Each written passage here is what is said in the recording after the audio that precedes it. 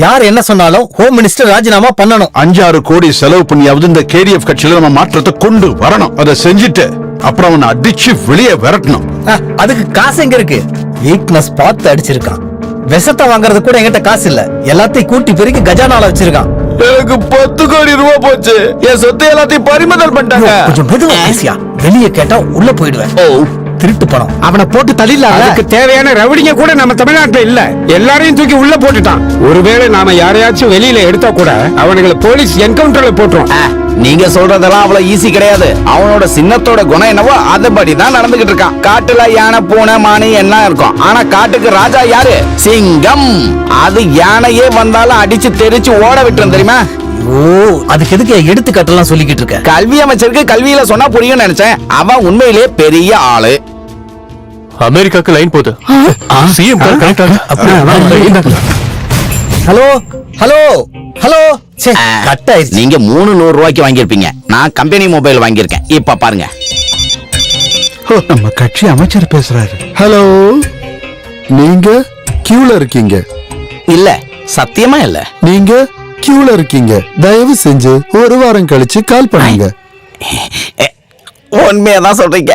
பேசுறாரா? நம்ம கியூல ஒரு வாரம் இருந்தாதான் பேச முடியும். நம்ம கியூல நிக்கிறோம். அமெரிக்கால எப்படி தெரியும்? ஐயோ, அமெரிக்கா அவ்வளவு டெவலப் ஆயிடுச்சு. அவங்க சுனாமி வச்சு பாக்குறாங்களோ என்னவோ. மறுபடியும் கால் பண்ணியா? அவ அரசியல ஜாம்பவானுக்கே சொல்லி கொடுக்கறானா? இப்ப இருக்கிற எல்லா எம்எல்ஏக்களும் அவனுக்கு எதிரா திரும்பிட்டாங்க. இப்படியே போச்சுன்னா இந்த மந்திரி சபை நிக்காது. எதிர்கட்சியும் ஆளுங்கட்சியும் பேசாமலே இருப்பாங்க.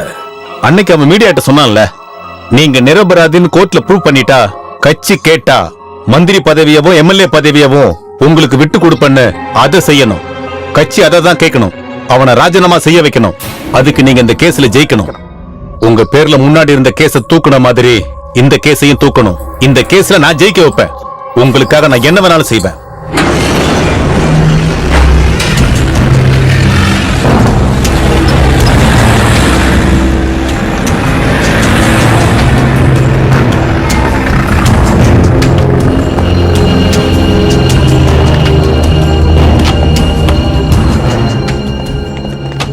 சார், இன்னைக்கு காலையில தான் நடந்துச்சு. அரசியல் பேச்சு சண்டையா மாதிரி ஒருத்தருக்கு ஒருத்தர் அடிச்சுக்கிட்டு கூட இருந்தீங்கன்னு கொண்டுட்டா சார்.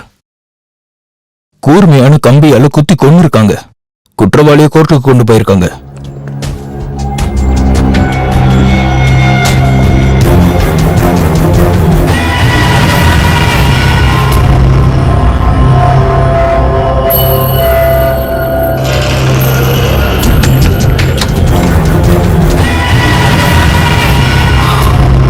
இதை பார்க்கும்போது இந்த கேஸ்ல இருந்து அப்பாவை கடவுள் காப்பாத்திட்டாருன்னு சொல்லணும்.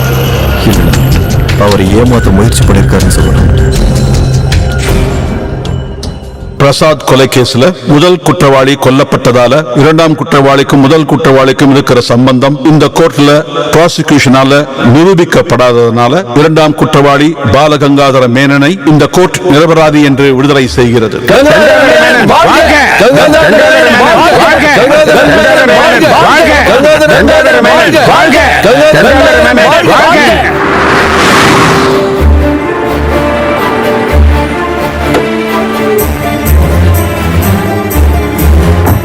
லக்ஷ்மி, லக்ஷ்மி, சொல்லுங்க.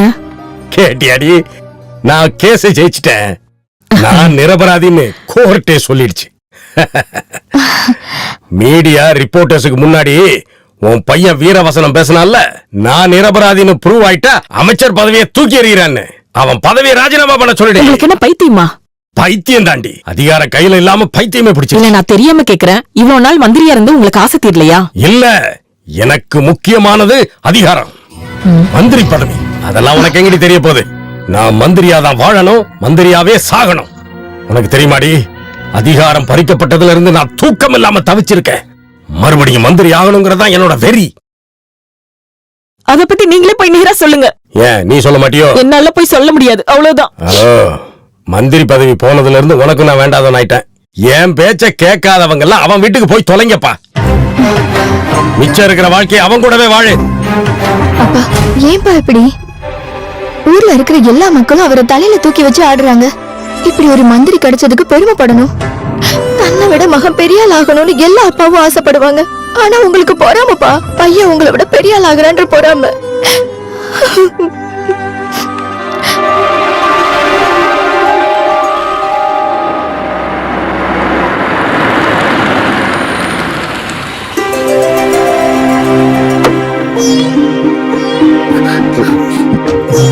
வாங்கம்மா வாங்க. சரதா, யார் வந்திருக்காங்கன்னு வந்து பாரு. வாங்கம்மா. போய் அம்மாக்கு ஒரு டீ போட்டு கொண்டு வா. உன் கை பக்குவத்தை தெரிஞ்சுக்கிட்டுமே. வாங்கம்மா. நீங்க வர்றதுக்கு அப்பா பர்மிஷனே கொடுத்திருந்தாலும் கூட நீங்க இங்க வந்ததுக்கு ஒரு காரணம் கண்டிப்பா இருக்குமே. என்ன ஏமா முகம் ஒரு மாதிரி இருக்கு? இது சந்தோஷப்பட வேண்டிய நேரம் தானே. அப்பா கேஸ்ல ஜெயிச்சிட்டாரு. தன்னோட மகன் ஹோம் மினிஸ்டர்.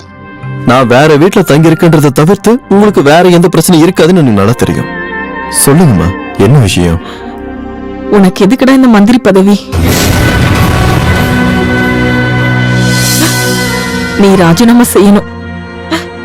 அப்போ உங்களை இத சொல்லிதான் அப்பா இங்க அனுப்பியிருக்காரு. உங்ககிட்ட நான் பிச்சை கேட்க தான் இங்க வந்தேன். அம்மா நீங்க என்ன சொன்னாலும் இது வரைக்குமே நான் கேட்டிருக்கேம்மா. ஆனா இந்த விஷயத்துல என்ன மன்னிச்சிருங்க. இப்ப என் அம்மா சொல்றதை நான் கேட்டுட்டா என்னை நம்பி ஜெயிக்க வச்ச மக்களை நான் ஏமாத்தினதா மாறிடுமா. அது மட்டும் இல்ல, ஆரம்பிச்ச நிறைய விஷயங்களை நான் முடிக்க வேண்டியிருக்கு. அதனால இப்போதைக்கு என்னால ராஜினாமா பண்ண முடியாதுன்னு நீங்களே போய் அப்பா கிட்ட சொல்லிடுங்கம்மா. குடும்பத்துல இருக்கிறவங்களை மறந்துட்டு மந்திரியா நீ ஊரை நல்லாக்க போறியா? அப்பா அம்மால உனக்கு வேண்டாம்ல? அம்மா நான் சொல்றது கேளுங்கம்மா. பேசாத.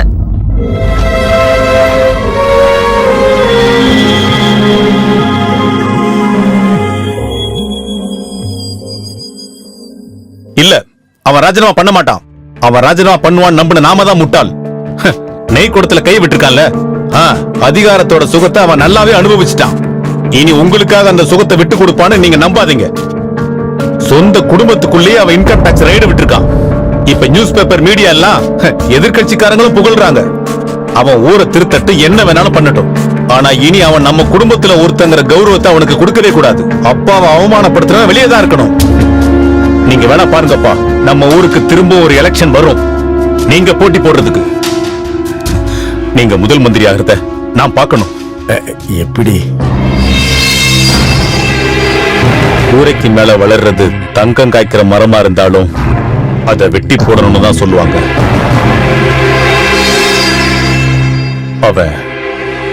அவன் இருக்கவே கூடாது.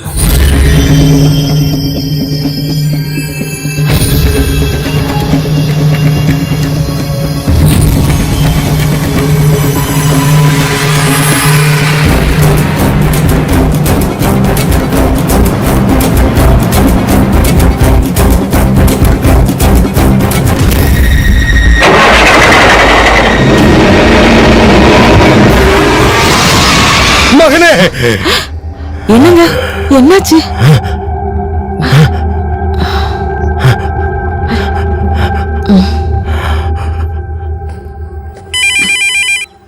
நான் எடுக்கிறேம்மா. ஹலோ உன்னி, உன்னி,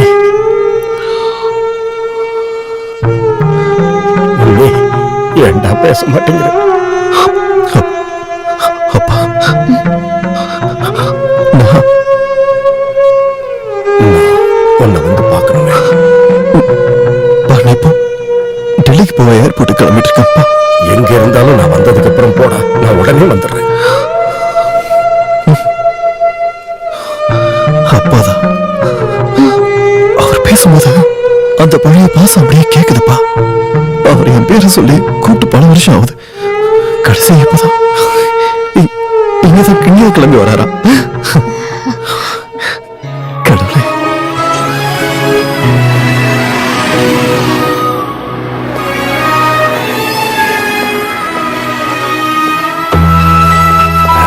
என்னால நீ போறது லேட் ஆயிடுச்சு இல்லையா?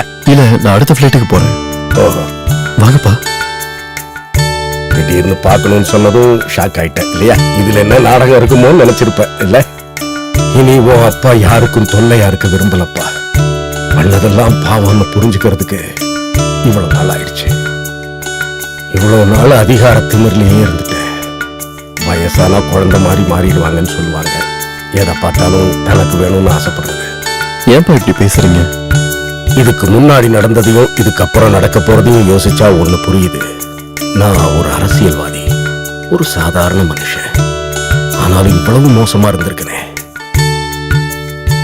அதுக்கு பிராயச்சித்தமா, பண்ண பாவங்களுக்கு பரிகாரமா நான் உன் கால பேசுறப்பா.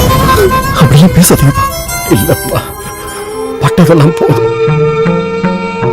இதுவரைக்கும் சட்டத்துக்கு புறம்பா சம்பாதிச்சது எல்லாத்தையும் கவர்மெண்ட் கிட்ட ஒப்படைக்க போறேன். அதுக்கப்புறம் பண்ண தப்ப ஒத்துக்கிட்டு மக்கள் கிட்ட மன்னிப்பு கேட்கணும். அப்பா, நீ அப்பாவை நம்பலாம்ப்பா. இதுக்கப்புறம் நான் நம்பிக்கை துரோகமே பண்ண மாட்டேன். போதும், எனக்கு இதுவே போதும். நான் ஆசைப்பட்ட ஒரு அப்பாவை கடவுள் எனக்கு திருப்பி கொடுத்துட்டாரு. தெரிஞ்சோ தெரியாமையோ நான் ஏன் உங்களுக்கு இவ்வளவு கஷ்டம் கொடுத்தேன்னு அதை இப்படி ஒரு அப்பாவுக்கு நான் மகனா வாழணுன்றதுக்கு தான்ப்பா. இதுக்கப்புறம் இந்த மாதிரி ஒரு அப்பாக்காக என் பதவி வெட்டி கொடுக்கறதுல எனக்கு மனப்பூர்வ சந்தோஷப்பா. வேண்டாம்டா, எனக்கு மந்திரி பதவியே வேண்டாம். நீதான் சரி.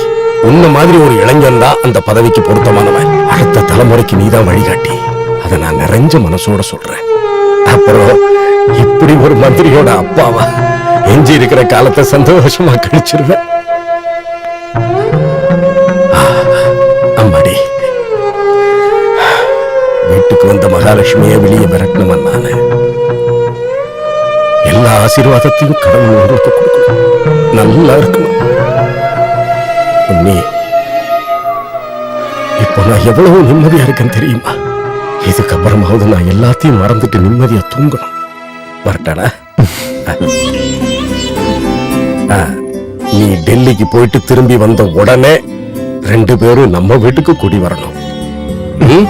வரப்பா.